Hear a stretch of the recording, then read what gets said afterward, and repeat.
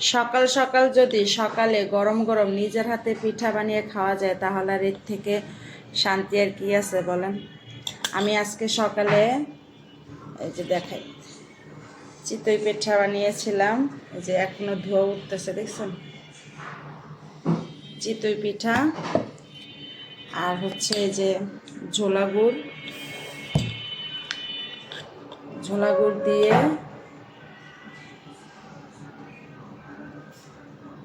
আর এখানে ভর্তা ছিল হচ্ছে শুটকির ভর্তা, ধনেপাতার ভর্তা আর কালিজিরার ভর্তা।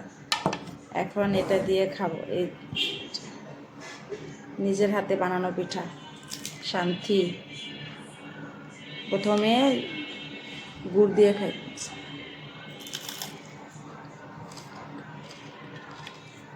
ক্রিস্পি হয়েছে অনেক।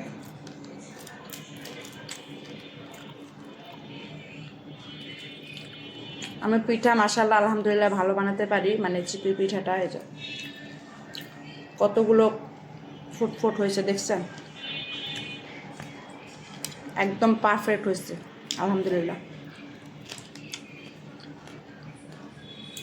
বাচ্চারা এখনো ঘুম থেকে ওঠে নাই, ওরা উঠবে তখন খাবে হয়তো। বাহিরে যে খালারা বানায় তাদের থেকে কোনো অংশে কম হয় নাই আলহামদুলিল্লাহ, বরঞ্চ তাদের থেকে মজা হয়েছে আমার পিঠাটা বেশি। দেখেন বুঝছেন কীরকম, তাদেরটা অতিরিক্ত নরম, মানে ওনারা কী দেয় জানি না, বেশি নরম নিচে দিয়া, ওই যে এই নিচের সাইডটা মানে ক্রিস্পি হয় না।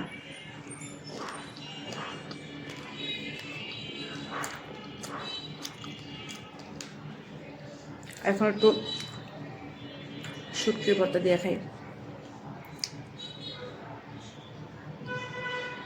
অনেক মজা।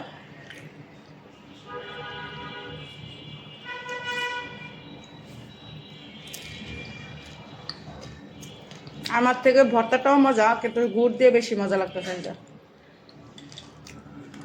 একদম যশোরের খাঁটি ঝোলা গুড়। এটা হচ্ছে আমি আমার ছেলেকে পড়াইতো এক টিচার, ওনার বাড়ি যশোর ছিল। ওনার আপন দুলা ভাই এই যে গুড়ের মানে ওনাদের খেজুর গাছ ছিল, খেজুর গাছ আছে, ওই গাছের গুড় দিয়ে উনি নিজেই ব্যবসা করে আর কি, বিজনেস করে। তো ওইখান থেকে আমাকে এনে একদম খাঁটি। এটা আমি গত বছর আনিয়েছিলাম, এই বছর এখন আনাই নেই, এই বছর আনাবো ইনশাল্লাহ। আমি ঢাকা থেকে কোনো খেজুরের গুড় কিনি না, আমি ওই যশোর থেকে ডিরেক্ট আনাই। তো কার কাছে কেমন লাগলো